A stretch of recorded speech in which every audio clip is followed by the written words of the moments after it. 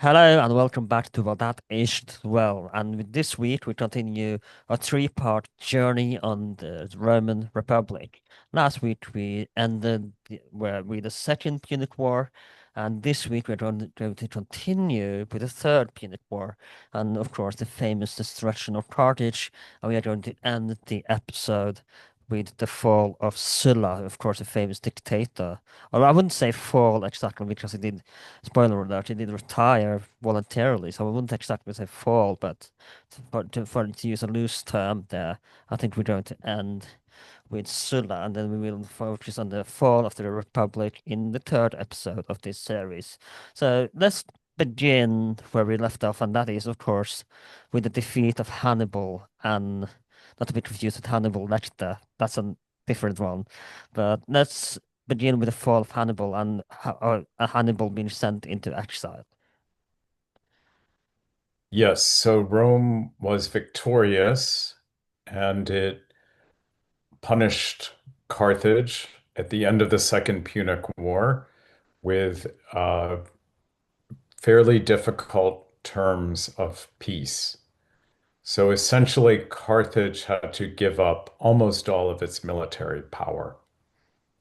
It lost its elephants, it lost its warships, it lost the empire it had built up in Spain.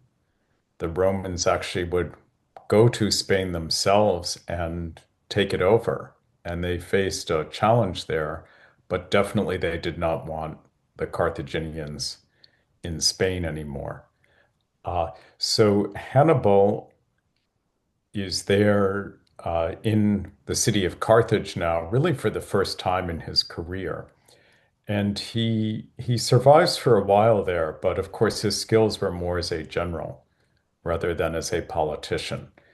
And a few years after the end of the Punic War, he actually gets driven into exile and he goes off to the east Hmm.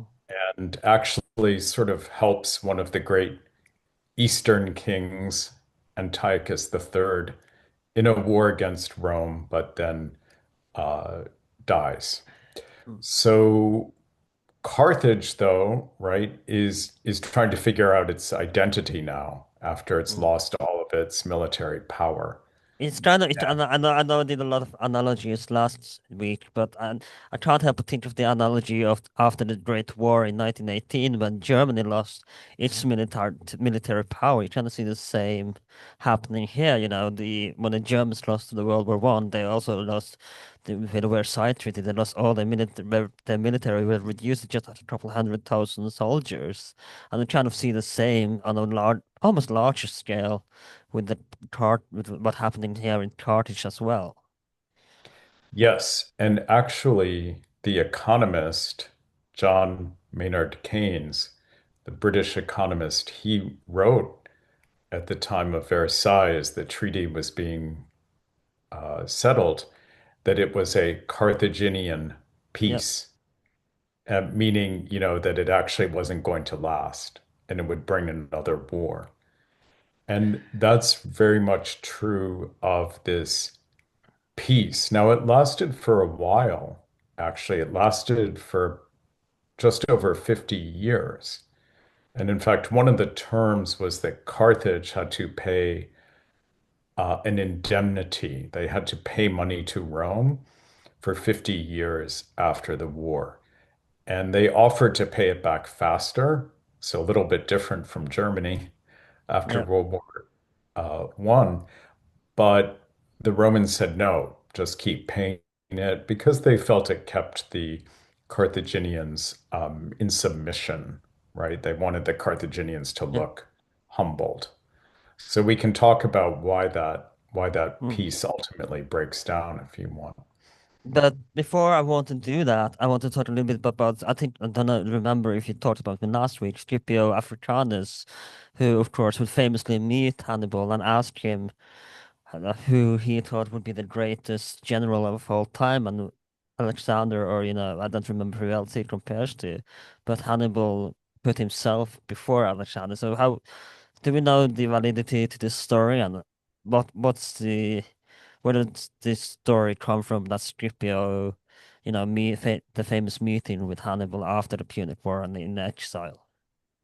Yeah, I don't have a strong opinion one way or the other on whether it happened, but it seems like the sort of thing Hannibal would say. I mean, in a way, Hannibal is sort of a successor to Alexander the Great, and Scipio himself is sort of almost the first Roman in a way to kind of be on the scale of an Alexander, He's a right? To Wellington of his time in a way. yeah. Um, and part of the whole thing about Alexander, right, is that he obviously was a great uh, conqueror, a great warrior, but Alexander also posed as sort of the liberator of the Greeks. And Hannibal, right, when he showed up in Italy, one of his claims was that he was going to free the Italians, the Gauls, everyone there from Rome. So yeah, definitely Hannibal, right, really was trying to put himself in the tradition of of Alexander. And Scipio, right, I don't think he would have felt in quite the same way, but obviously they're all familiar now with Mm. this king who's just become epic.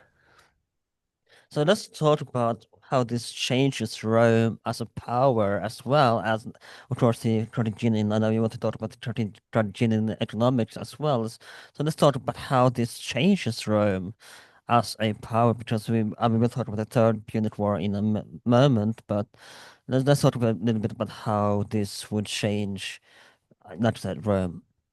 Yeah. So the Second Punic War really was a world war.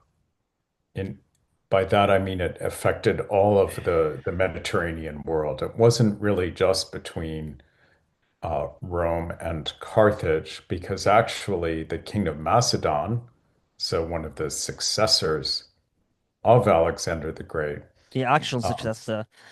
yeah, yeah, exactly. He joined Philip V. He joined up with Hannibal against the Romans. So the Romans, of course, were fighting many fronts. And this is one of the amazing things in the Second Punic War is how successfully they handle a war on many fronts and how the Senate managed that.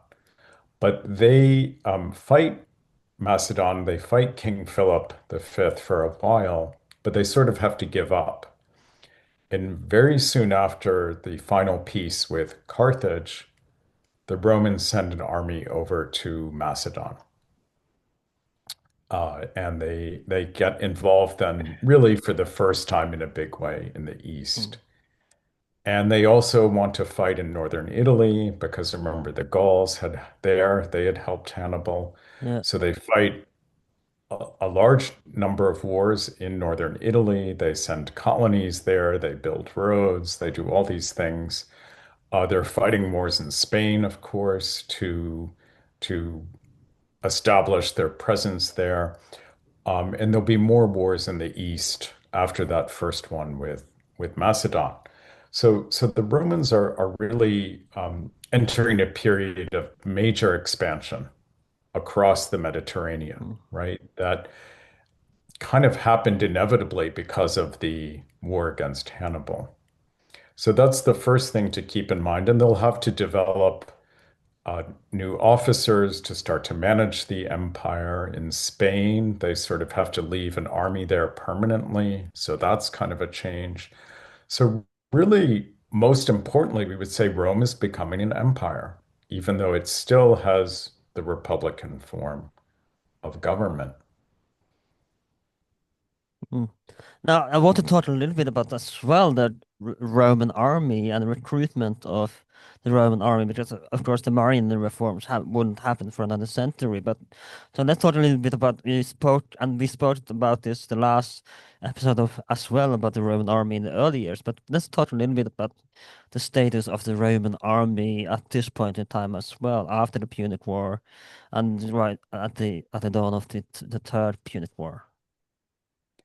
Yeah, so this was a good time in many ways to be in the Roman army because these wars, right, of Mm, conquest or the wars in the East uh, brought in a huge amount of wealth. And the Romans did not apologize for this. One of the things that you did in war was you plunder. You plundered the enemy, right? Because that's what you were entitled to do. And it was also a way to establish Roman power. mm, And plundering could even include enslaving captives and selling them for a profit. And Roman soldiers would get a share of the plunder from these wars. So, there seems to be often enthusiasm actually for the wars Rome was fighting. The one place where it seems to have changed a little bit was in Spain. That was the most difficult theater for the Romans. And of course, Spain is very mountainous, right? It wasn't as well organized, especially inland as other parts in the east. So the Romans really struggled to control it. And commanders sometimes even wanted to fight wars just to inflict casualties so they could celebrate a big triumph back in Rome. But that would come on the backs of the ordinary soldiers. So as time went on, there seems to have been a recruiting crisis to get soldiers to go fight in Spain in particular. mm. Let's talk about the Spanish conquest as well. But is this when the Spanish conquest start? And I discussed this before the recording. Money will contribute, and remember that Pompey Magnus, Pompey the Great, if you're going to use English, he is mostly the one who's known for conquering Spain. But of course, it would actually take quite a few centuries to get the entire Roman Peninsula. So he really, Pompey was just the finisher of that century-long conquest. Or to use the Dennis Reynolds quote, he was a finisher car. He was not a starter car.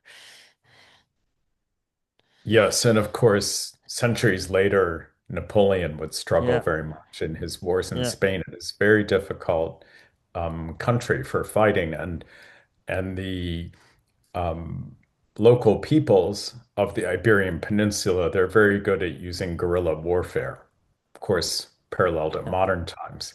And that's harder for the Romans to deal with, right? Mm. They Even in like, the Spanish Civil War, we see this.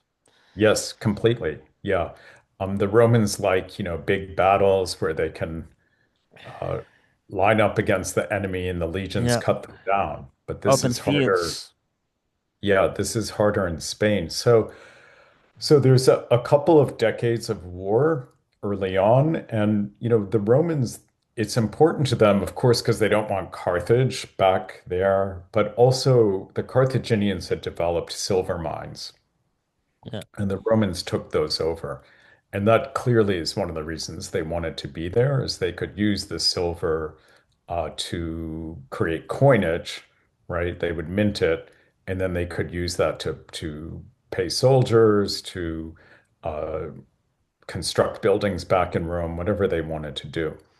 Mm, So there are a couple of decades of difficult wars, but kind of by around the year 176, there seems to be uh, stabilization. And the Romans control kind of the coastal parts, the Mediterranean coasts of Spain. But inland, the area of Portugal, etc., was not controlled by Rome. Ambitious commanders later take the opportunity to go fight there and to gradually extend Roman power.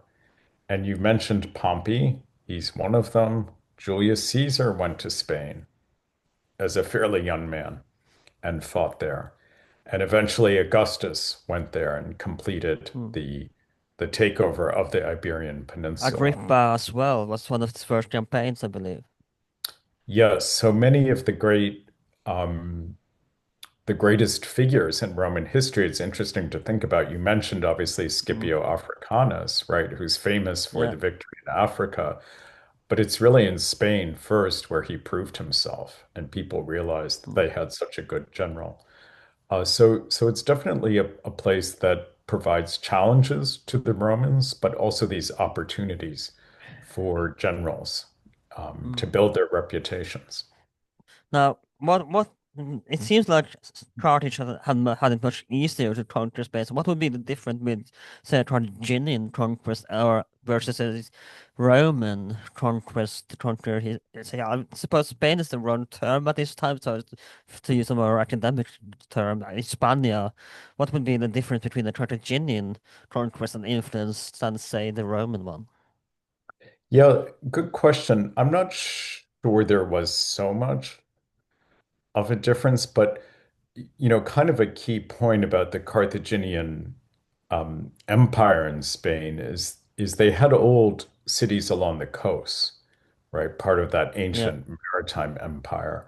But it really was the family of Hannibal, his father, then Hannibal, who kind of developed the army there that could fight local peoples, take control of these mines, and sort of put the resources of the Iberian Peninsula to more work. So I think the Carthaginians are kind of the trailblazers in a way for what the Romans were going to do Mm. later. And that was a new development in Carthage's own history. We talk about the Roman Empire. The very word imperium, though, for the Romans, The at this point, Respublica. it just means command or power, Mm. right? So imperium is just that we have power over other peoples. But It wasn't that doesn't like Imperator? Wasn't that just like a title that general would get until the Augustus time? exactly. Yeah, and it's interesting.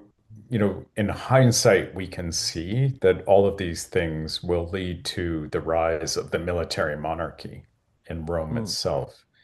Um, but the Senate and the assemblies back in Rome still have a lot of power in this period. mm. Not no, they never really called it the Imperium in Rome, and since that it was always Respublica, then Empire is a relative modern term, I think, for the Roman that to differentiate, the Roman Republic and the Roman imperial era. So, and I think more academics these days are trying to go back to calling it the Respublica rather than imperiums, but it was never really called imperium even in Roman time as well. That's right. What you see is just this assertion that various foreign people have come under the imperium of the Roman people. That's the usual expression. They are forced to recognize the power of the Roman people. So that was the name of the state was the Populus Romanus, the Roman people. One other term we should just mention here briefly is this term province. The Latin word is provincia. So much later on, say under Augustus or later emperors, you have the provinces of the Roman Empire, like Gaul or Africa or Spain or whatever. In this period, the term really just means a command or an assignment. So it was usually the job of the Senate to say, okay, you go to this assignment, you go to that assignment. So it's the Senate that is sort of managing this. I think modern scholars would call it an empire, but we need to understand that the Romans didn't really Mm. use that language the way we do. At least Adrian Goldsworth, and I think some others as well, such as Lindsay Powell prefer the term Respublica of it may be Mhm. more a British thing, I don't know, but and some academics do prefer Respublica of the empire title. But let's go back and talk about the Third Punic War because that's Mhm. obviously where we kind of left off last time. And we have, well, I know you want to talk a little bit about Spain. We will come back to Spain, of course, later in the episode.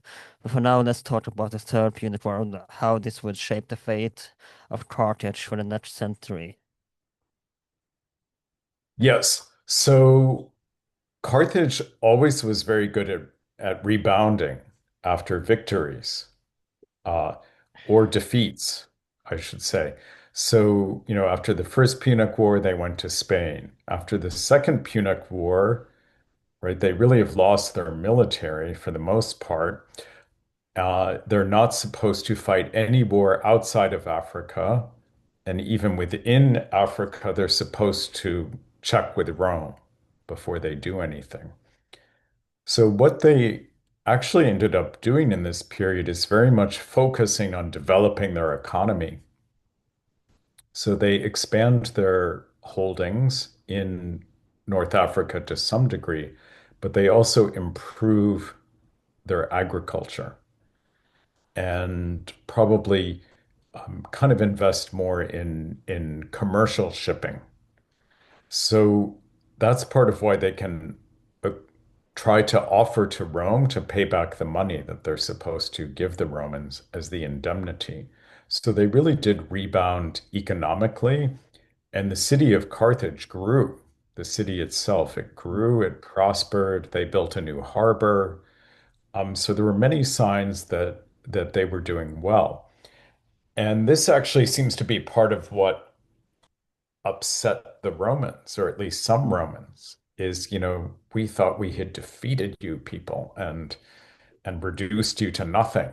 And now mm. here you are rising up again.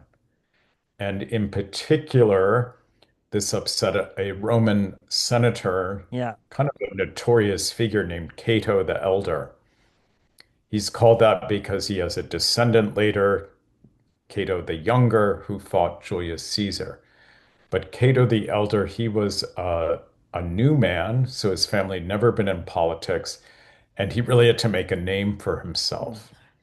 And he did so by sort of going after other Roman politicians for corruption, claiming that they were embezzling money, uh, saying that they weren't living up to the good old-fashioned ways of Rome.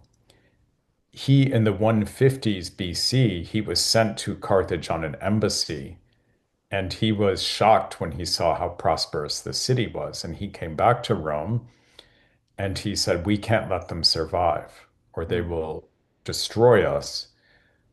And famously, he started ending every speech he ever gave with the words, Carthage must be destroyed. Carthage with an enda est. Yes. Now, the Senate did not give in immediately to Cato. There was a difference of opinion. But what happened was uh, Carthage's neighbor to the west was a kingdom called Numidia, Mm. and they had a very clever king. His name was Massinissa. He had actually been friends with Scipio Africanus. They'd first met in Spain, and he helped Scipio Africanus fight Carthage in North Africa. So Massinissa was very good at cultivating relationships with the Romans. And he took advantage, right, of his connections with Rome to build his kingdom. So eventually he and Carthage came into conflict, and the Senate of Rome tended to side with King Massinissa. So the Carthaginians, it's a very interesting situation. Rome clearly was in charge and really had become in charge of the whole Mediterranean world. Traditionally, if you have a problem in that world, you find allies, right? But this is much harder to do when Rome is really the only power, the only supreme power. So Carthage grows desperate and it finally decides to fight a war against Massinissa. It lost terribly. And furthermore, Rome at that point said, okay, You have violated the treaty. You weren't supposed to start a war in Africa without our permission. So we are going to come after you now. It really And they, fell perfectly in line for the Romans, didn't it? oh yes. And the way they went about it struck people at the time across the Mediterranean. They've been dealing with Rome for a while, but the way Rome went about this at the time seemed particularly cruel, because Mm, actually what they said was, Carthage, you need to make a full surrender to us. And the Carthaginians did that, and they sent ambassadors to Rome. And the Senate said to them, all right, well, you need to provide us with hostages. And mm, this was sort of traditional for Rome. In other words, you have to send a certain number of people to Rome who will be safeguards for your good behavior. So Carthage was forced to send 300 of their young boys to Rome. And they felt after doing this, they would be okay, right?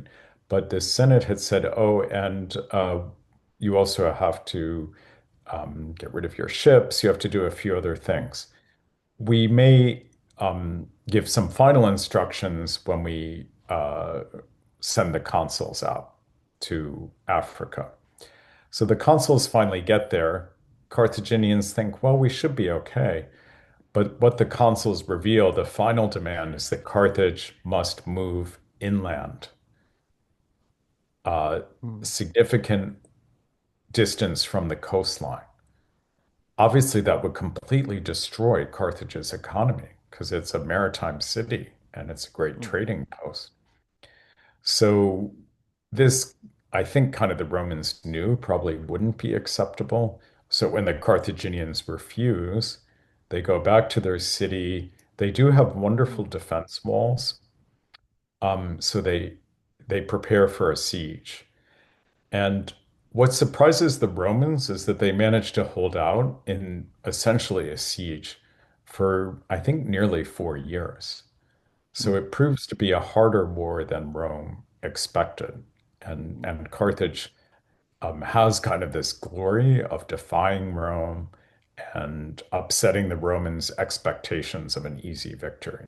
Mm. No, last week we discussed how Rome had so-called only defensive war, how that they annexed territory when they fought only in defensive war, on paper at least. How true was this belief in the Punic War days? And it doesn't seem like they upheld the idea of only, and we've seen this in Spain as well. Like it doesn't seem like they held up this ideology very well that they would only fight offensive wars and manage territory.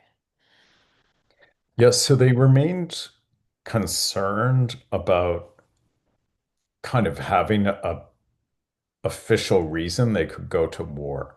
So of course, Carthage is a good example, right? Because Carthage Mm, actually broke the treaty yeah. with the Romans. So now why did they break the treaty? Because Massinissa was starting to steal part of their own land, and that was outrageous. And the Romans were allowing it. So there was kind of a debate already in ancient times, like maybe the Romans are the ones who really are guilty of bad faith rather than the Mm, Carthaginians. So, but you're right. People clearly in Rome do see war as a source of profit, a source of glory, right? They're eager for wars. And we're yeah. told that, when it was decided that there was going to be this final war with Carthage, people were signing up because they knew Carthage was a wealthy city. There would be a lot of plunder. Of course, they thought it would be a quick war too. No, they were wrong about that. But yeah, so some of these wars do feel a little bit more like, kind of colonialism of the imperialism of the 19th century, when people are very naked Mm, in their ambitions and going to war to seize resources. mm. Maybe that becomes more In true. disguise of calling that we will civilize the local people.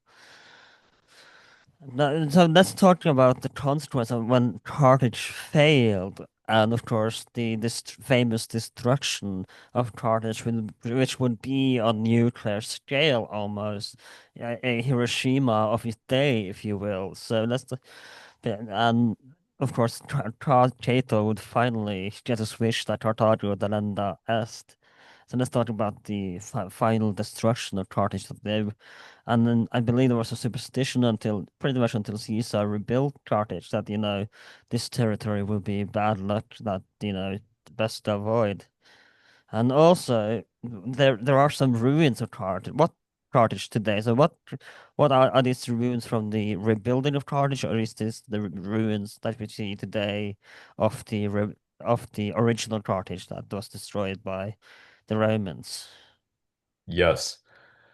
So Cato did get his wish, though unfortunately for him, he was very old and he died right before this happened. But he at least saw the war start. So I think he died a happy man. Yeah, Uh, so yeah, the Romans really systematically destroyed Carthage. They didn't just set a few buildings on fire. They had the army in there tearing everything down, burning everything to the ground. The city was destroyed completely. you can And almost hear the screams. I think imagine it. You can imagine the scream of the fire burning in this horrific manner, and the houses been torn down by Roman soldiers. You can almost imagine it today, I think. oh yeah, it was hideous.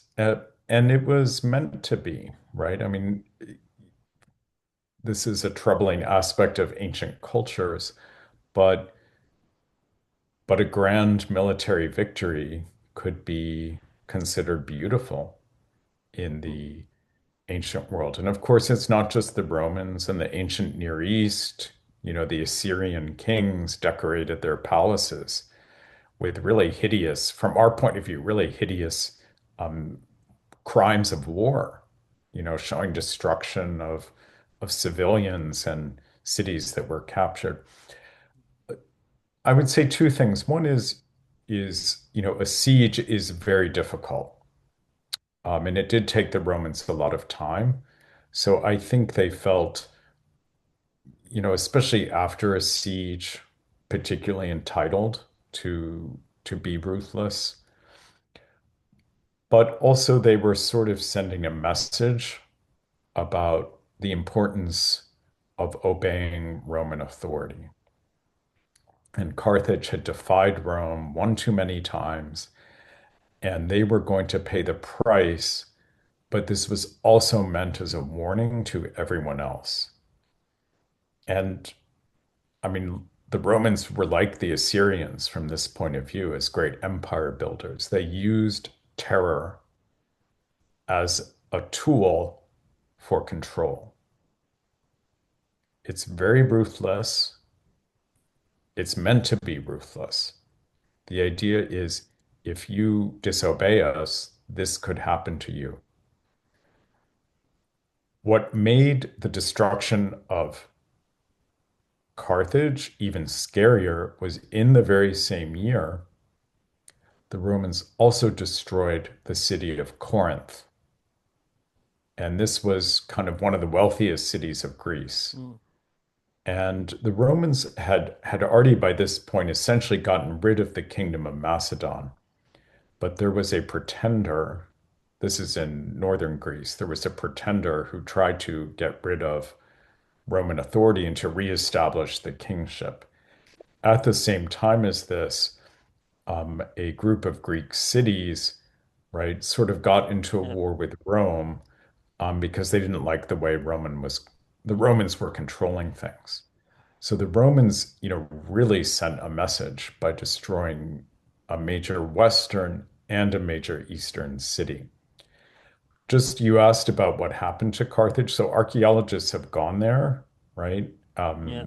in modern times, and really demonstrated that the destruction was total. And Carthage was not rebuilt. It was left to be, a ruin. You would sail by Didn't it and see Caesar nothing. rebuild a Carthage at some point?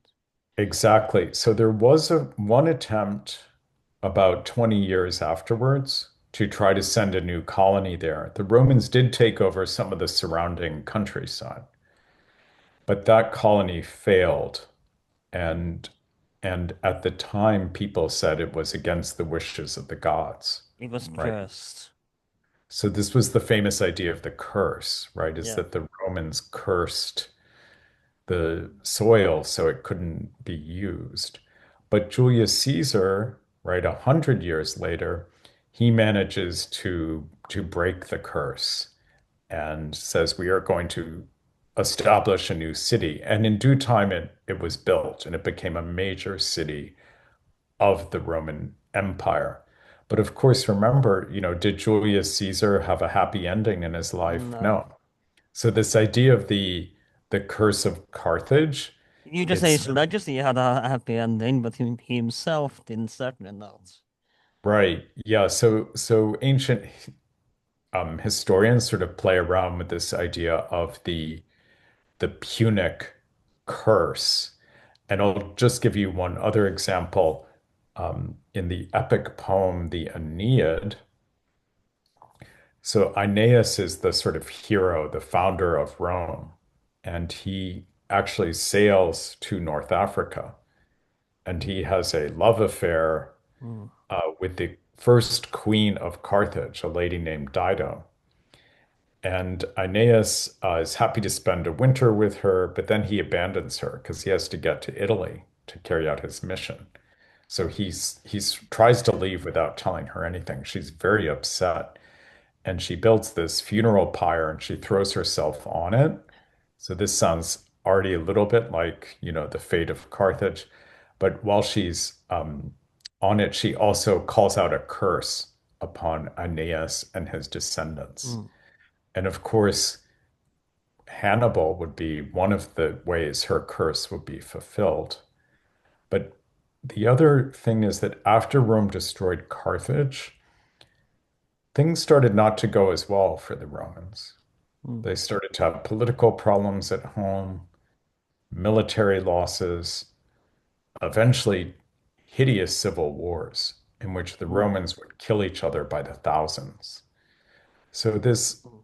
destruction of Carthage, it kind of loomed very large in the ancient imagination. Now, before we go into the troubles back in Rome, I made actually the first year, which is almost 6 years ago now, which is crazy on this podcast. I made episode 29, which feels like forever ago, with Catherine Numas. I made an episode on Hannibal, and we discussed at the end of the episode what it meant to the destruction of Carthage, because this would be the first overseas territory for the Romans. And let's talk about the what this meant for both influence and, of course, the economic contribution that this would be for Carthage, because it wouldn't take long before the entire this would be the start of the rise of Roman rule over the entire Mediterranean, that it would be eventually, just a Roman sea in a way. Yes, so the Romans established an ongoing presence in Africa, what we would call modern Tunisia. And this was very fertile territory. Remember, the Carthaginians have been developing these new types of agriculture. So the Romans carry on with this, and it's a place where you can grow grain, also the cultivation of olives and production of olive oil, which really is a huge part of life in the Roman world. It's an essential part of the diet. It's rich in calories, right? It gives you nutrients that you need. Oil was used in bathing. Some cheap oil you would put in lamps. It's a very valuable commodity. So the Romans develop that territory economically. And actually, Africa kind of becomes one of the bread baskets for the city of Rome. Mm. And the city of Rome really starts to grow in this period, hundreds of thousands of people. And Sicily produces food for Rome. Africa, obviously, Italy itself does as well. But the economy, especially in the West, but also in the East, is becoming integrated under under the power of the Romans. And the Romans are developing an empire, right? Where they collect taxes everywhere. So individual Romans grow wealthy, but they also take a cut, a percentage of every crop grown. The Roman state grows wealthier. And Africa really is a prime example of this. So it's an important conquest for Rome. And one of the interesting things in later Roman civil wars is always look out for Africa. One of the strategies, right, that different Yeah. sides use in Roman civil wars is to try to command Africa and strangle the food supply of Italy. Mm. Now, before we go into the Roman civil wars, and I want to talk a little bit about, you mentioned it briefly earlier, but I want to talk a little bit more about the Greek influence and the Greeks and Roman relations as well, because that obviously is a huge part of, Roman architecture and the Rome in general, because obviously some of the Greek gods are just basically rebranded into Roman names such as Mars, and to name one example, I'm not going to go. I'm not going to name some more Poseidon, etc., etc. And and Hermes, for example, would be rebranded into Roman gods as well. So let's talk about the Greek influence and the Greek world and Roman relations up until the Sulla's conquest of of course Greece. Yes. So the Romans initially were not as interested in establishing a permanent presence in the Eastern world, but eventually they destabilized it so much that they kind of had to. They created terrible power vacuums that led to security problems for Rome. But the more interesting thing here is what you mentioned, right?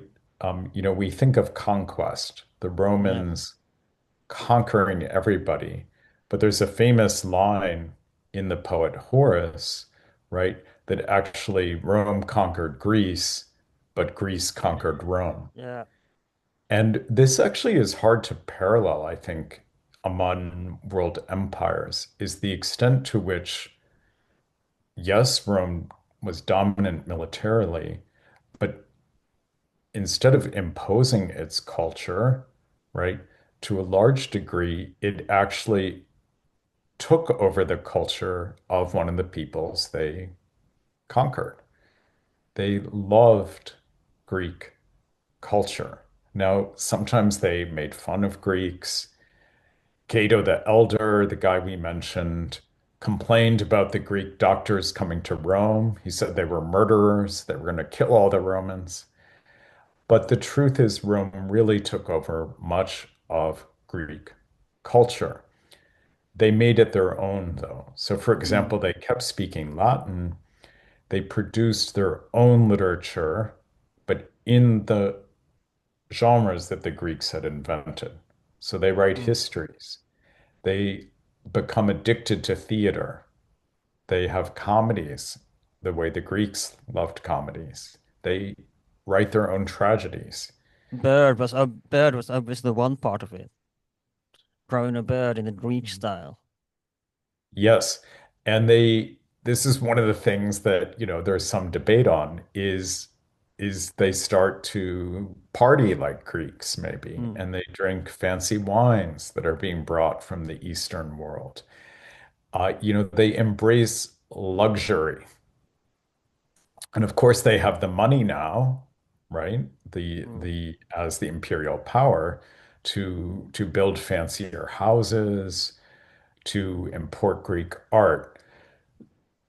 Keep in mind, though, there had been Greeks on the Italian peninsula, and Sicily was heavily Yeah. Greek.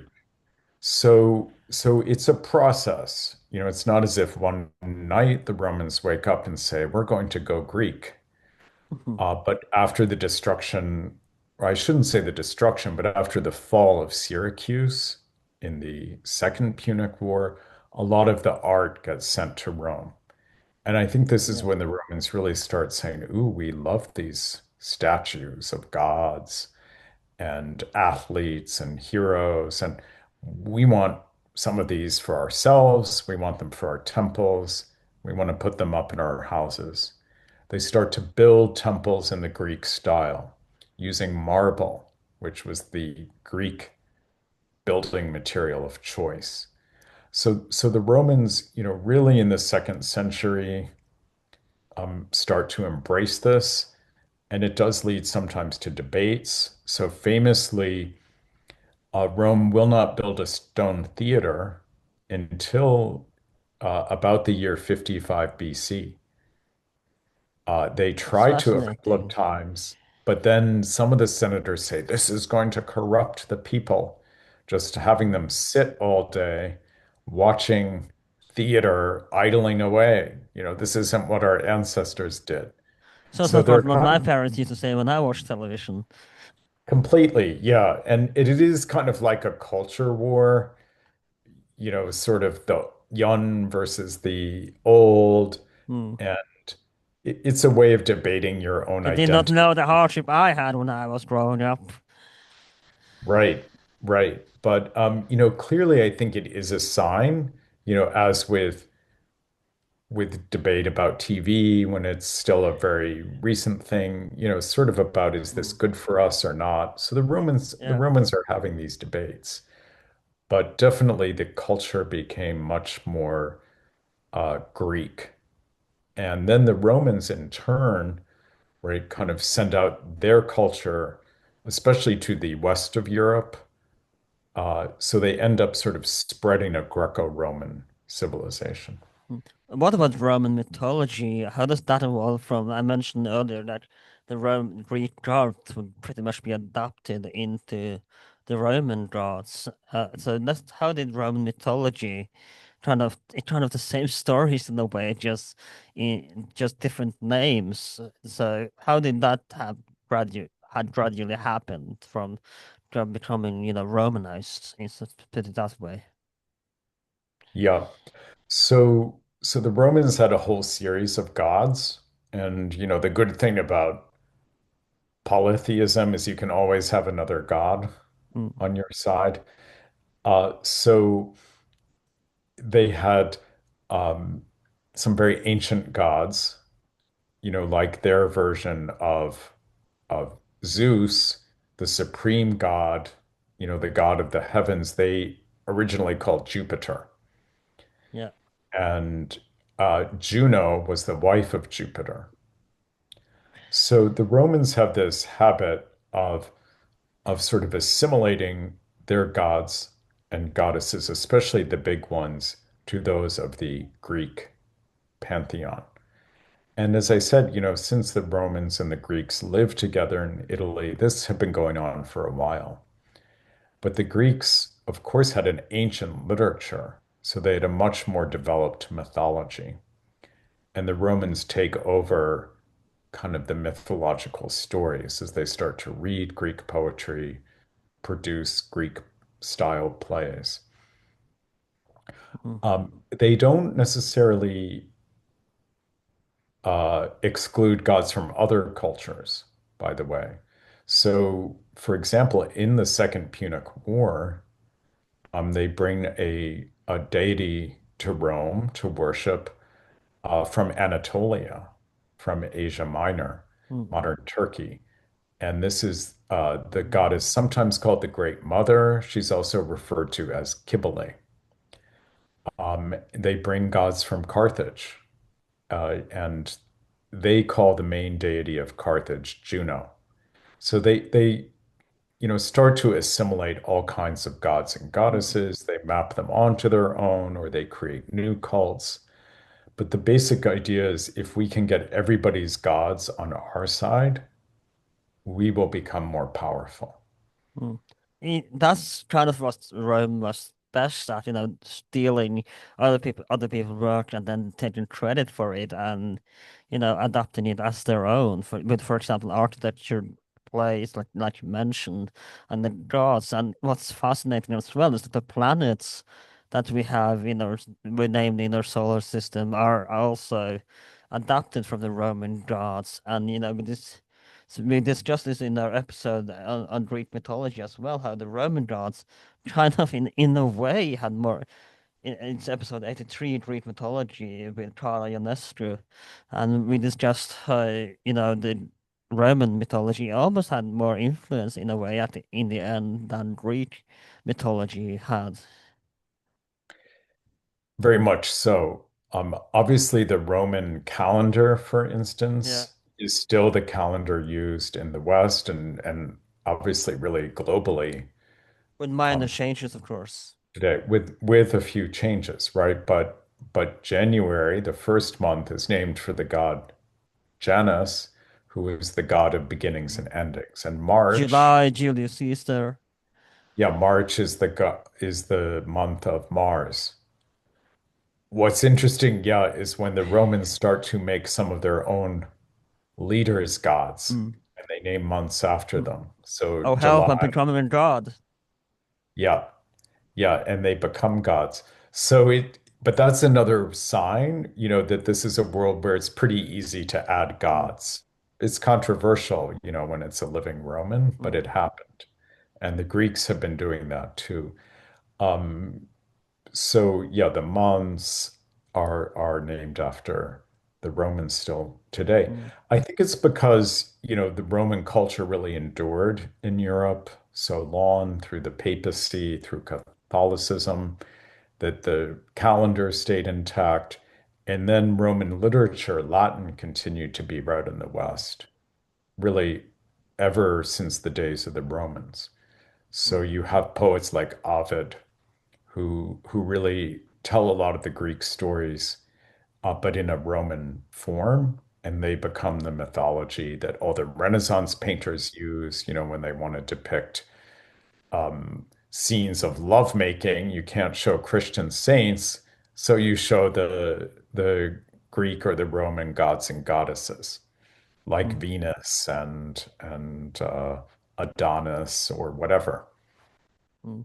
So let's talk. You mentioned earlier as well that the Civil War have an impact with the so-called Curse of Dido. So let's talk about the so-called. I'm using this again as a quotation. The Dark Ages of Rome until the a little bit later when we will get to Sulla eventually. Yes. So you would think, right? Empire, all the wealth that was coming in, right? All of these military successes, domination over the Mediterranean world, you would think that this would be the start of the golden age for Rome. But actually, it really proved to be just the opposite. Mm. And there was kind of a theory that the Romans had that we do better when we have an enemy.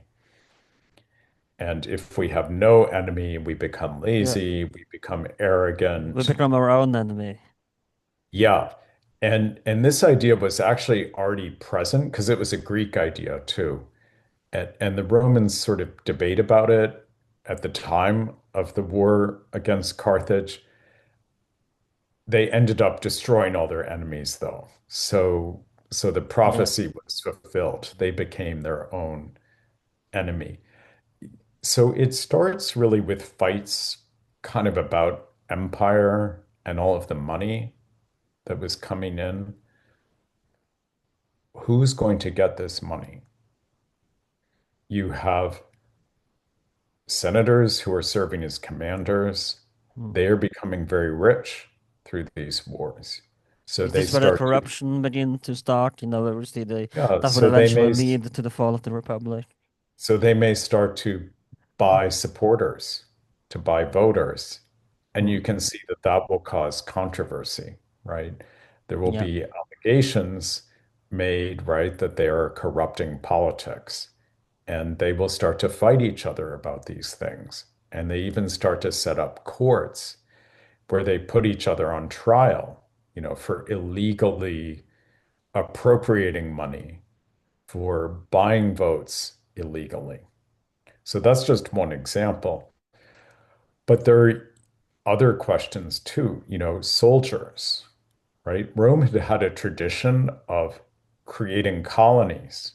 They did this in Italy, especially in the north, until about the year 177 BC. And then all of a sudden they stop. So soldiers start to say, well, wait a minute, we're the ones who go off and fight the wars. Some of us die, we sustain wounds, right? Shouldn't we get more of the profits of the empire? Another group are the Italians who don't have Roman citizenship. They were still required to fight in all these wars. And they start to think maybe we're not being treated as well as we deserve. So those are just kind of a few of the examples. But these different groups and sort of conflicts between these different uh, parts of Roman society create political problems. Now, Rome had this tradition of the struggle between the orders that we talked about, right? Different groups, the plebeians versus the patricians.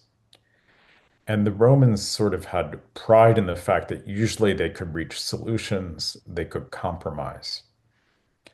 But some of these debates became so acrimonious, so fierce, that actually people started, even in the city of Rome itself, to pick up arms to fight each other in voting assemblies, for example, or to fight when elections were taking place.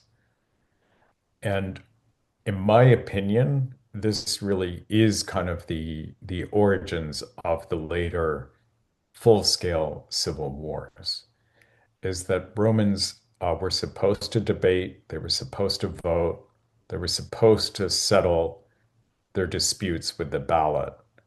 Mm, But they started at times because they got passionate, right? It wasn't always necessarily mm, because anyone planned it, but they started to fight each other physically. mm, And that created a kind of path towards civil war.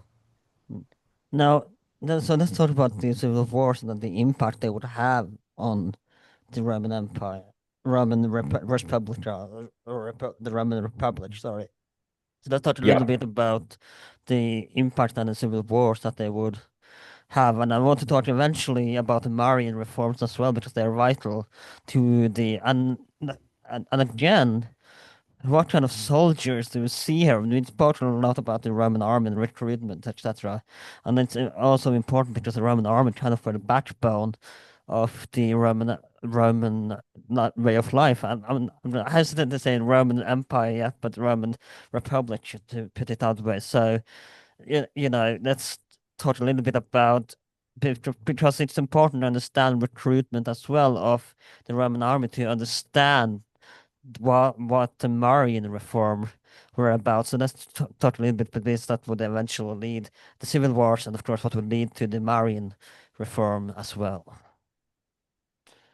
Yeah, so this is one of the issues in politics, right? Is Yeah. is sort of the Roman army. And I'm sorry for finishing, interrupting you again, but I also want to add, how did the soldiers, for example, decide what side they wanted? Do we know what made some soldiers, choose the one side of the civil war versus the other?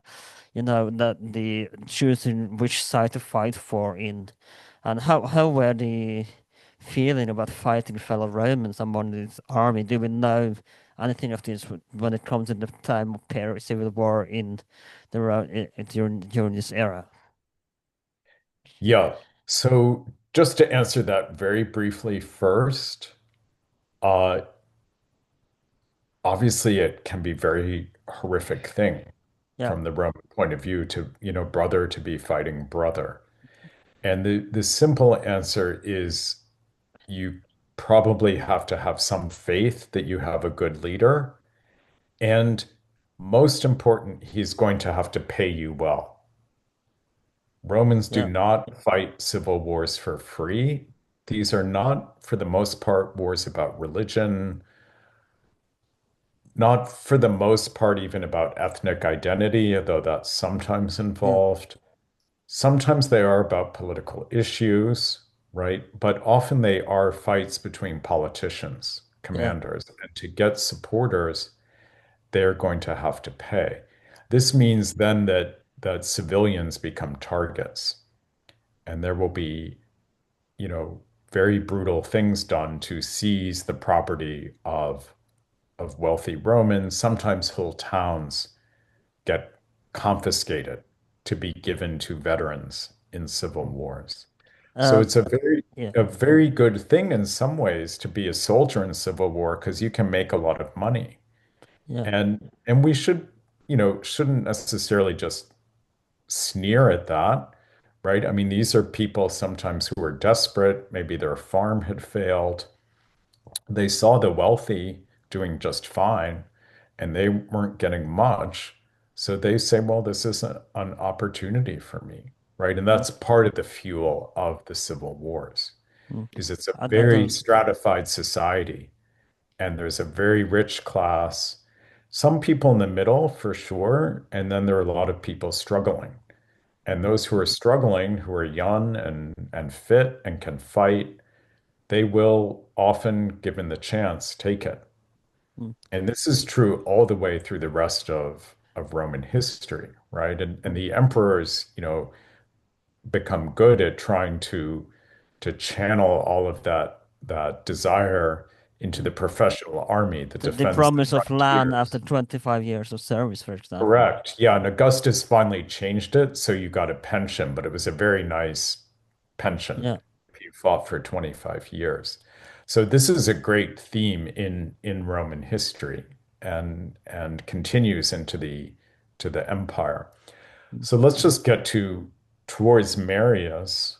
So let me If I mention, may interrupt for one more time, I remember reading Tacitus and I don't remember which episode this was, but I remember reading that there was a son who fought. I don't think it was a civil war. I don't remember which in detail, but they talked about this. I'm sure you know what I'm talking about, where the son was fighting on one side and he ends up killing his father when he takes up his helmet, and it's really grief-stricken by having killed his own father as well.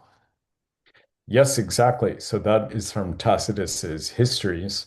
Yeah, And he was writing about the huge civil war that followed the death of the Emperor Nero. So this is in the year but just one 69. example of the consequences of what civil war actually could, and I'm sure it probably happened as well for in the Republic era, but it was just I couldn't remember which part this episode this was, but I just thought about it when we were talking about this. Yeah, and what's interesting is Tacitus, when he tells that story, he actually includes an example of the same thing happening in the Republic. Yeah.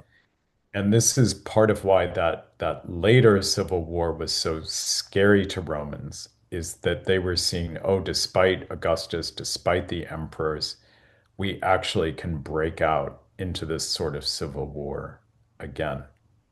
So back to the second century BC, uh, there's one very famous name we should mention, Tiberius Gracchus. He was a tribune, so a plebeian officer. He held power in the year 133, and he wanted to propose a reform to help the small farmers of Mm. Italy. He was concerned that recruitment was declining for the We're talking Roman 133 BC, by the way, not AD. Just making it clear. BC. Exactly. Yeah.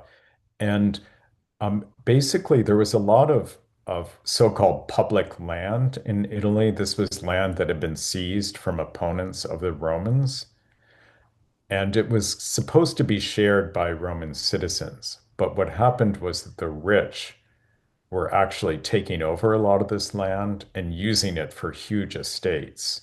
They were grazing animals, for example. Kind of a Tiber prelude to the medieval serf in a way. Yes. Yeah, and you have this whole economy that's developing of huge estates in Italy, owned by very wealthy Romans and in part increasingly worked by slaves. So this was another pressure on the small guys, on the traditional peasant class. So Tiberius wanted to help those who didn't have land by actually giving some of the public land, taking it away from these people who had seized it illegally and giving it to the small farmers, kind of replacing the old idea of colonization. Yeah. The wealthy were furious, right? Because they saw that they were going to lose a lot of money from this. So they fought Tiberius Gracchus ruthlessly. He still got his law passed. And this commission he legislated for went into effect. And some of the small guys did get land now. But he aroused so much hostility that he was afraid he was going to be destroyed after his term of office. So he ended up deciding he was going to run for a second year in office. And that was that old idea in Rome, right? That nobody should hold office for too long. Mm. So his enemies started to say, "You're acting like a king. He's got to go. He's a tyrant." And they ended up actually killing him and some of his supporters at an assembly on the Capitoline Hill, right in the heart of Rome. And later Roman historians said, rightly so, that, this was the first time there was bloodshed in one of the Roman assemblies. And it set a precedent. His younger brother came to power later. He tried to put through reforms. He ended up getting murdered as well, or at least he was attacked and took his own life. Yeah. So this is really the start of violence, but also there's this question, right? Who is going to help the smaller guy? Mm.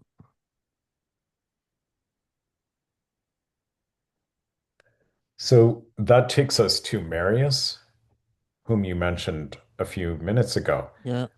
Marius is another one of these new men Nova who Sombra. No, yeah, Novus Homo, sorry. No, Novus Homo. exactly. So Marius, um, like Cato, is a new man and he's got to make a name for himself. Mm. It And almost he's sounds like going a to, mafia title in a way. oh yeah. So he goes off to fight in Spain. That's actually where as a very young guy, he establishes his military reputation. He fights some of the enemies of Rome in Spain, and he's sort of starting to climb the ladder. He does things to cultivate the people of Rome.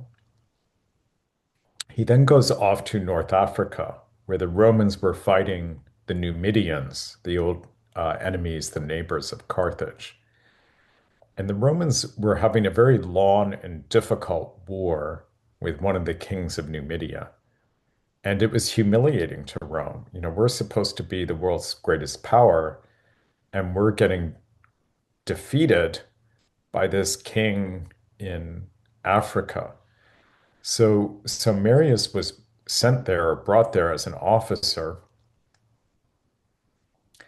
He announced while he was there that he was going to run for the consulship. And he went back to Rome. His commander was very upset with him, but he went back to Rome and he ran on a platform that he was going to bring this king, his name was Jugurtha, he was going to bring Jugurtha to Rome in chains.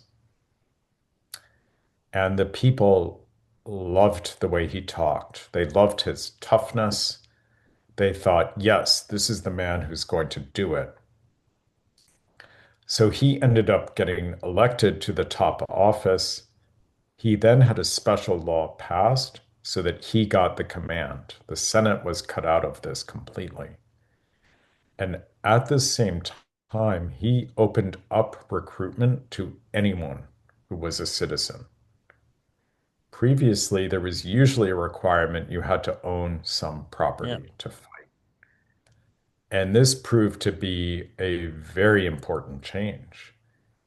And you can kind of start to see almost somebody who looks a little bit like an emperor here in Marius, right? Who Yeah. holds supreme power, is going to go off and fight the war without the Senate's permission, and is going to take whoever wants to go with him.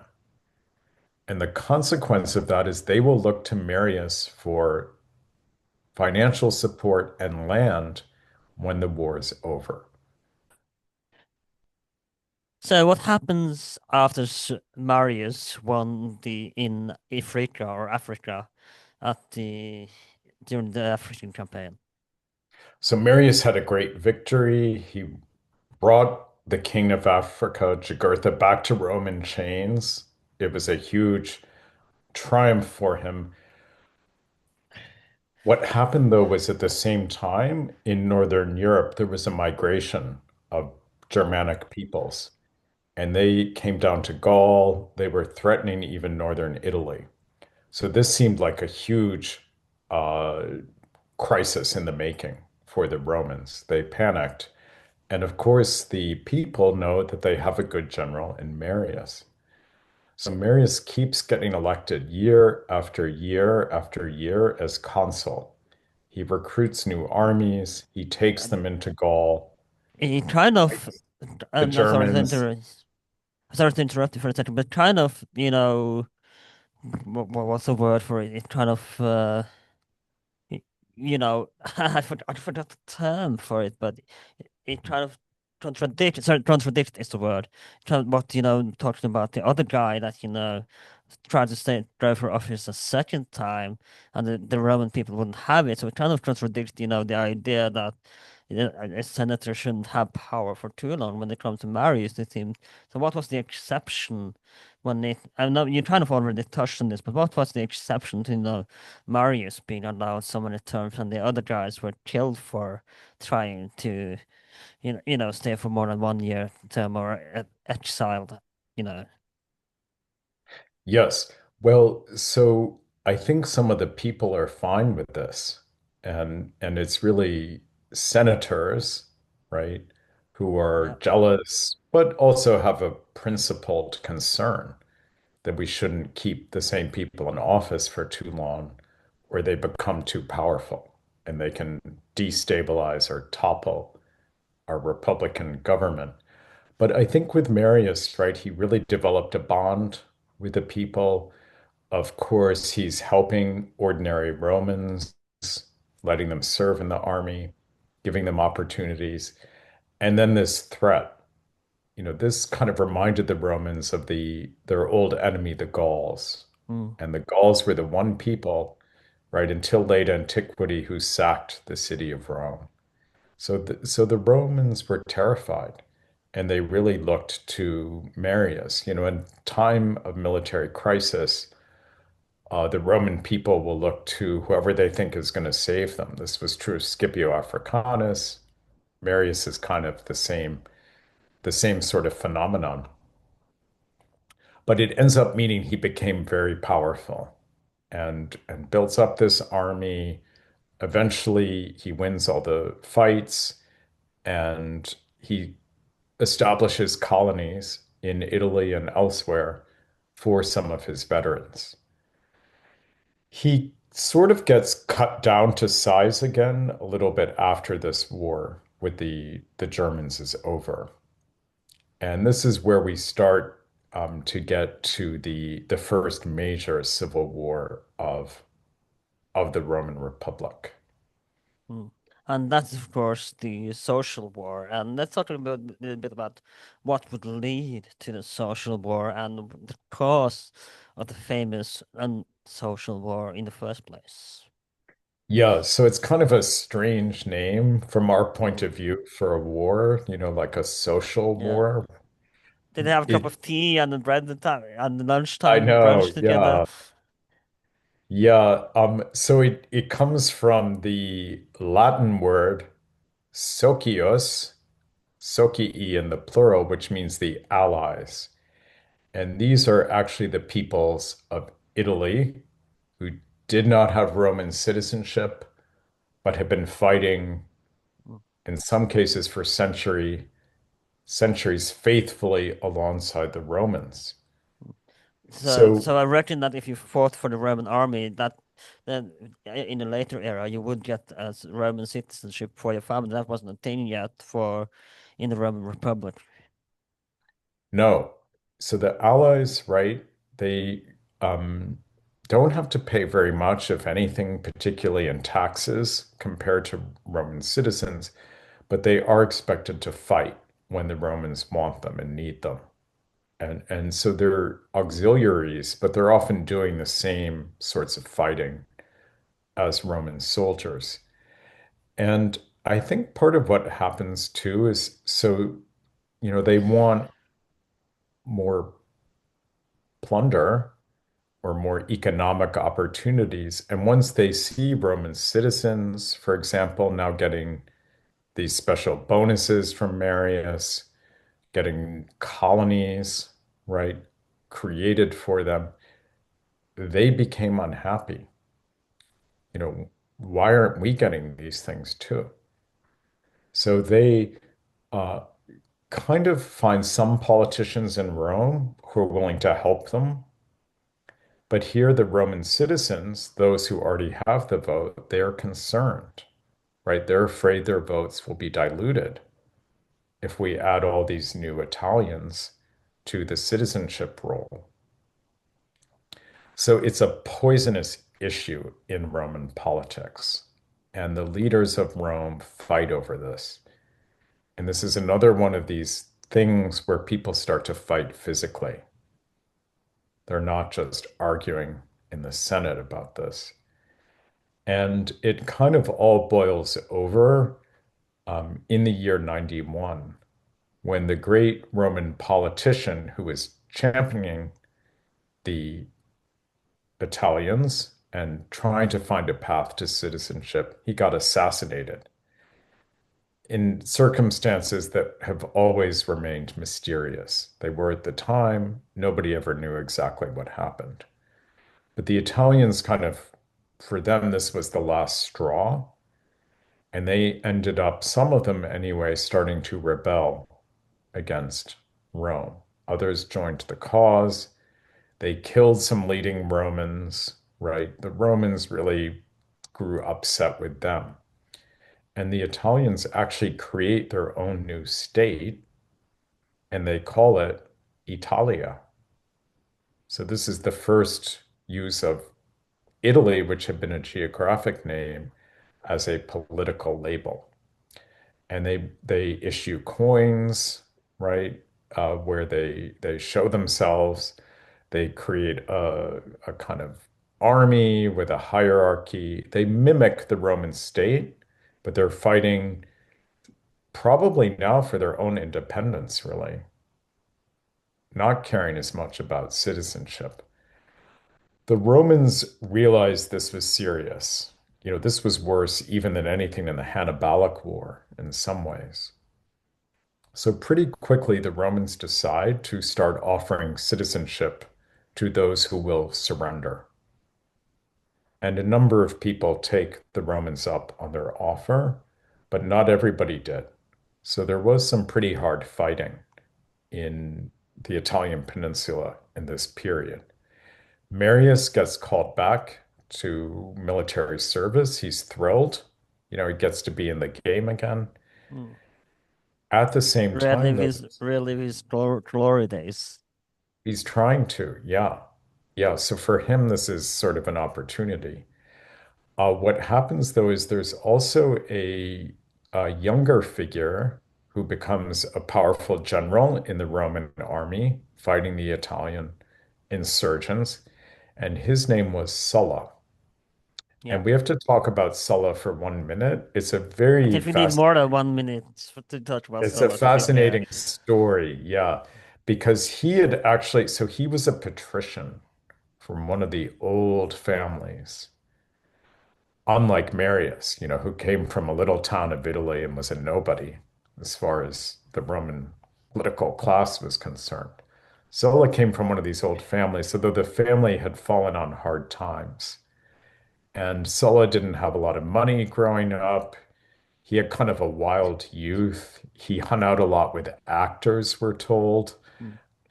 And we should add, Allegedly, he inherited yeah. money by sleeping with sort of women, this very unsavory reputation. I need to find out how to do that. Yeah. Yeah. He was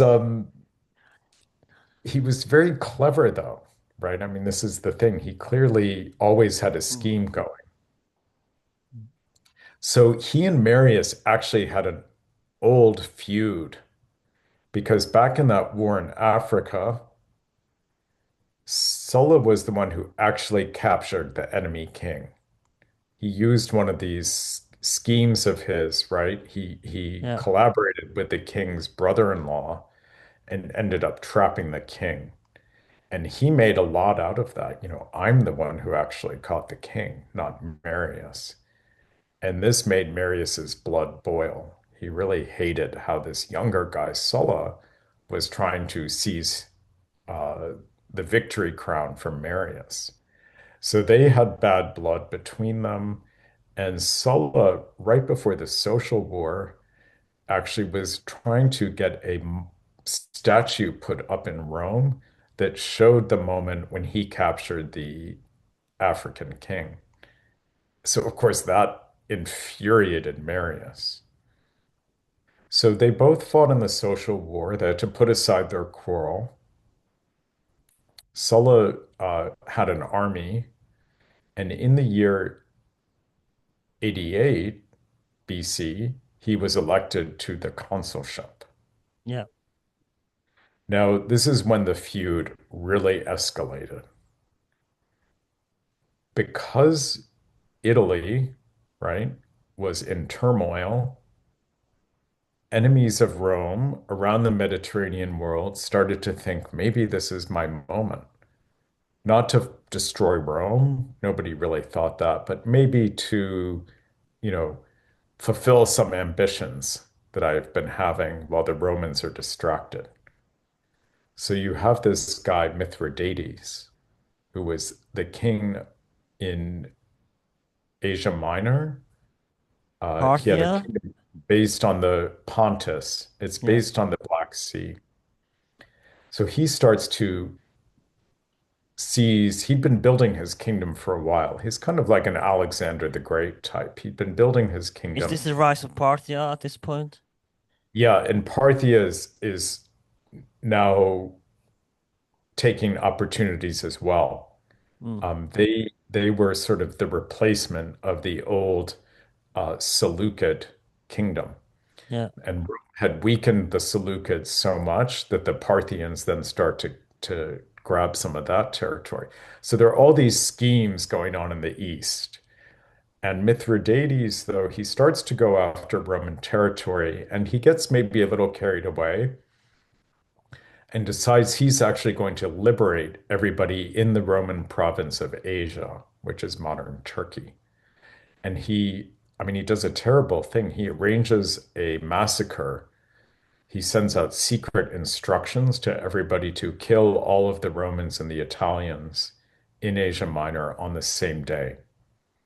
And So it's like Walter allegedly, White's plan when he did the 60-minute second kill in that yeah, Breaking Bad allegedly episode. 80,000 are killed, which can't be, is probably too high a number. Yeah. But anyway, so he is I mean, still counts amount to what we would call genocide today, to be fair.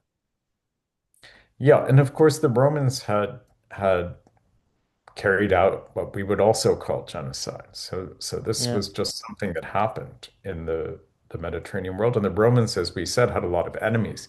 They'd been so powerful that these enemies felt weak and impotent. But now that Rome was locked in this civil war at home, everybody starts to say, well, this is our opportunity. We better take it.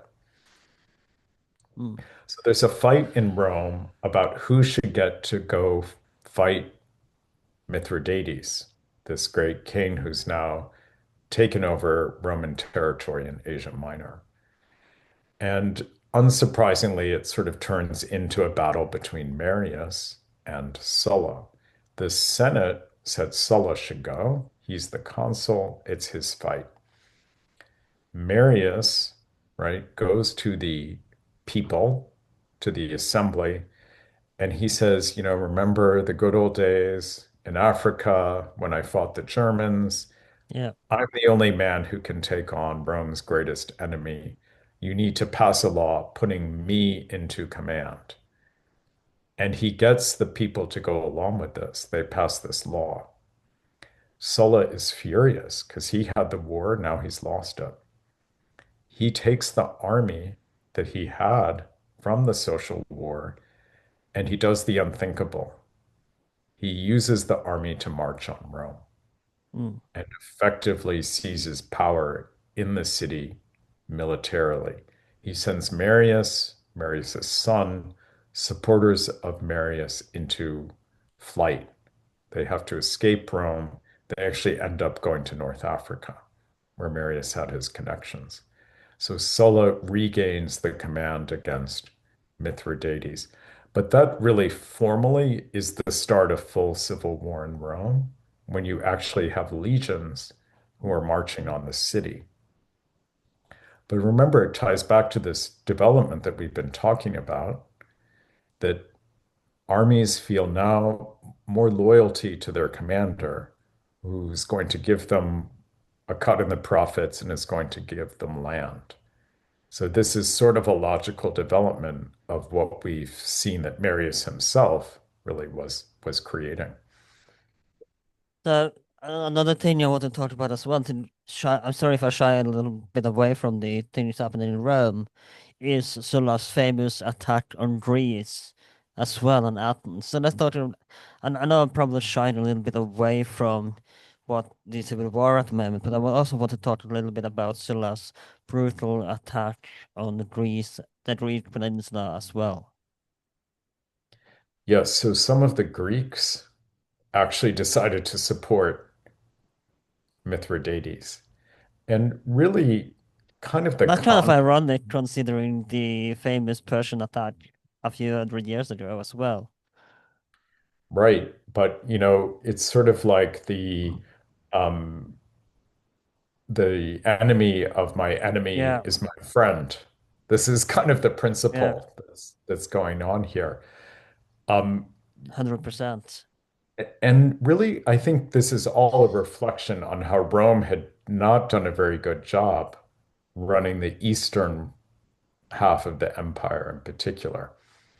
Mm. They destroyed a lot of kings, knocked out things, but it hadn't really replaced it with a very stable order.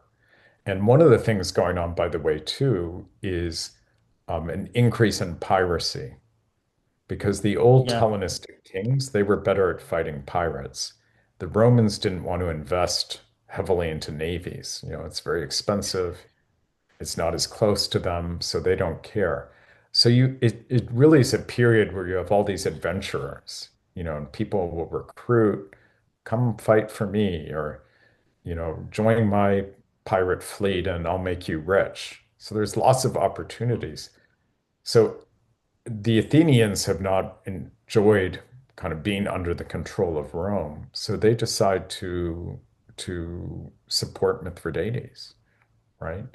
And so Sulla, when he leaves Italy after gaining the command, his first stop is in Greece, and he fights the forces of Mithridates. Athens has still strong defenses, so he puts Athens under a very brutal siege. He eventually wins. They come out and say, well, you need to save us, Sulla. We're the glorious city of Athens. You don't want to be the yeah. one to destroy the Parthenon and all these things. And I think he says to them something like, well, stop telling me about all this ancient history. In other words, you shouldn't have supported Mithridates. So he Screw doesn't you. destroy Athens, but he does sack the city a little bit, take some things for himself. Yeah. Allegedly, one of the things he might um, take, I think, is some of the old library of Aristotle, and he sends these books back to Rome, right? So Mm. he's a pirate, but he's a very cultured plunderer, Yeah. Sulla. But all this stuff Kind that of the a Romans Stede love. Bonnet in a way. Stede Bonnet Yeah. type pirate. Yes, exactly. Yeah. I mean, the Romans are very high class plunderers. That's the way to think about them. Statues and so on are of great interest to them. Now, we're going to end the episode very soon, and I want to end it actually. And this will be the much of the focus, obviously, on the next episode. But we're going to. I want to end this episode because we don't have much time. The rise of Julius Caesar under the dictatorship of Sulla as well, and how. And I want to. You can decide where you want to end this, but let's talk a little bit about Caesar before we end, because he comes into the picture at this point in time. So let's talk a little bit about him, and of course a little bit about Pompey as well. We mentioned him earlier. Well, Pompey would be an ally of Sulla as well. So let's talk a little bit about Caesar, Sulla, and Pompey before we end this week's episode. Yes, so Caesar is very much a part of this. He was a teenager during these wars between Marius and Sulla, but he was the nephew of Marius. His aunt uh, was married to Marius. So, through these family connections, he was kind of on the side of The Marius, wrong side of the Civil War. which proved to be the losing side. Yeah, and I think this really shaped Caesar's psyche almost, that he was in danger for a period of his young life. And I think he always afterwards felt um, very defensive, right? If he was in a dangerous situation. So he would lash out against enemies, and this would lead eventually to his own civil war. But what happened basically was Sulla ends up having to make a peace treaty with Mithridates because he needs to get back to Italy to establish control. Marius had returned, he'd taken over. Again, he died, but his son was left, and other allies of him were left. Hmm. So that would, sort of be the side Caesar was on. So Sulla came back to Italy with a huge army from the east and fought a very difficult, very hard war, but won, and used that old Roman technique of terror to try to establish control. Hmm. So after the war ended, he posted up a list of the names of his enemies. And the idea was that anybody on this list, if you brought in their head, you would get a large reward of cash. And actually, if you were a slave and brought in the head of somebody on the list, you would gain your freedom. That was a terrifying thought to Romans. Normally slaves aren't supposed to do things like this.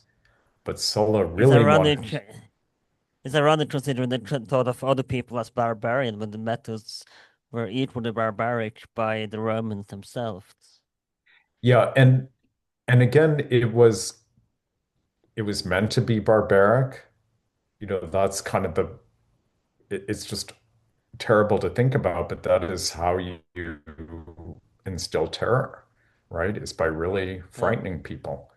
And so Sulla carries through this prescription. Now we're not talking about maybe more than a couple thousand people at most, but obviously it's frightening for them, their families, and for all of Roman society. So we are told actually that young Julius Caesar is afraid for his life because he sees, he's about 18 or so by now, and he sees, friends of his relations who are getting into trouble, they're losing their lives. So his biographers from antiquity, they tell us that he went into hiding for a period and actually had to bribe some of the hitmen working for Sulla to spare his life. No ancient source actually says that he was himself put on the list. Some people think he was, but There seem to this be was, modern historians seem to agree that he was trying to put on the list and that he had to go into hiding during the years of Sulla. yeah, and really it was kind of a lawless period in some ways. So we know for a fact sometimes names were added to the list afterwards. This Mm. wasn't really a legal procedure, or scrupulous procedure. So, so Caesar ends up escaping. He survives. Um, and we're told that his mother, a woman named Aurelia, who was very well connected politically, that she and some of her relatives kind of begged Sulla for mercy, and he decided to forgive Caesar for any association he had with the Marian side. And again, in the ancient biographies, there's a story that when Sulla is being presented with a choice to make about Caesar, he says to his friends, "Mm, this guy, he sort of dresses like a punk. I shouldn't be Mm. too worried about him." But then he's also made to say, "But I fear that there are many Mariuses in this Caesar." Okay. In other Mm. words, he's going to be 10 times worse than Marius. Yeah. Now, did Sulla actually say that? Or is this a story that grows in hindsight once Sounds everybody like a realizes, propaganda. yeah. Sounds like But it propaganda, feels like propaganda. it it really is almost too good to be true. Mm. But there's kind of an interesting thing, and Caesar would definitely, I think we can end here. Caesar would definitely carry on the tradition of Marius Mm.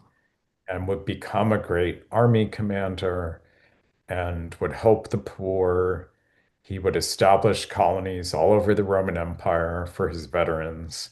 He really had a vision of empire that would help ordinary Roman people. So he was a populist, we would say, Mm. like Marius. But what's interesting, right, about that story of him and Sulla is there was a little bit of Sulla in Caesar too. Julius Caesar, like Sulla, was a patrician and came from an old family, but a family that hadn't made a lot of mark on Mm. Roman history. And of course, Caesar, Didn't like they Sulla, trace a line to some god? I don't remember which one. yeah, they trace their ancestry back to Aeneas, the Yeah, founder of the Roman people, who was the son of Venus. yeah, that's And right. that sounds very impressive, right? The descendant of a god. But actually, that was a technique that families who didn't have a very good lineage would use, right? Because Yeah, if you actually have known ancestors who did things, you can talk about them. If you don't have anybody, you just say, "Oh, I'm descended from a god." yeah. This was a sign that Caesar's family, the Julian family, they were actually not one of the most powerful. So I think there's actually some ways in which Sulla and Caesar have some things in common. They're both patricians, but trying to prove themselves, both very clever Yeah. and both quite ruthless, in the way that they rise to power. And I think we're gonna end it there for this week's episode. Next week, we're gonna take a look at the Spartacus War. We'll take a look at Crassus, Cicero, and of course Sulla's retirement. We will take a look at the rise of Caesar and the Gallic Wars, and much much more. So stay tuned for part 3 of our series on the Roman Republic. Of course, I hope you liked this episode. Before you go, it's been a pleasure to have you on, and like the last time. Where can people find you if they have questions that we may not have had time to discuss this week? And of course, where can people buy your book if they want to read your book on the Roman Republic? Please remind me what it's called again. And of course, if you have any links you want me to share in the description, I know you're not on my social media really, but if anyone want to reach out, where can find you? you. And of course, anything else you want to share, now is the time. Yeah, people can find me on my uh, website with the Georgetown University, where I teach in the United States. My information is there. I have some books there, my email. Um, I'll just mention one book I wrote that's kind of relevant to what we were talking about today.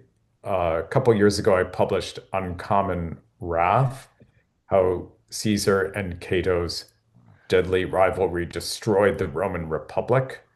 And this goes through the story of young Julius Caesar and then talks about his rivalry with another politician. We'll talk about him next time, named Cato, a descendant of Cato the Elder who destroyed Carthage. Thank you again for coming on. It's been a great pleasure to talk with you as well as last time. To check out part one if you haven't already, and of course, wait if you can't wait for part three. We have more Roman history as well that you can check out in the meantime on this podcast. This has been Well That Aged Well. You can find us on social media on Twitter or Instagram and with Well That Aged Well. You can find us on Spotify, Apple Podcasts, YouTube, wherever you can find podcasts these days. If you're on Spotify, leave us 5 stars. And of course, you leave a comment as well.